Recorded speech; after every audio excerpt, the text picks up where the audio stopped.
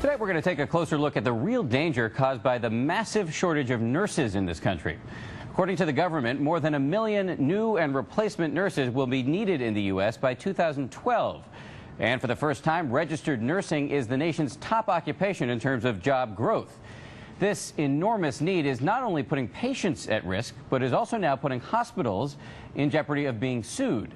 ABC's Laura Marquez is here now with the story. Well, Dan, certainly nurses are a patient's lifeline in the hospital. They spend far more time with them than doctors. But often these nurses are overworked, and that can lead to mistakes. She was the rock of our family.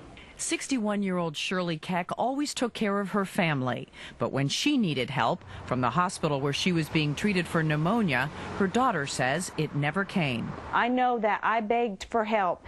I know that we had plenty of time to get help, and we got none. Shirley Keck was having a heart attack, but with just one nurse caring for 20 patients, no one noticed. She was left brain damaged and paralyzed. Her family sued this hospital and won $2.7 million. My mother wasn't a statistic. She was a mother, a grandmother, and she deserved better than what she got in that hospital. So far, it is the nation's only successful malpractice suit for inadequate nursing. But with the nursing shortage getting worse, it will probably not be the last. The vast majority of any given hospital's budget is labor costs, nursing and other staff. But a recent medical study suggests that adding more nurses can actually save a hospital money in the long run. The study found almost 7,000 patient deaths and 4 million days of hospital care could be avoided each year by hiring more nurses. Have you been up walking at all? But training new nurses is the problem. Last year, nursing schools had to turn away 125,000 applicants because they didn't have enough faculty to teach them.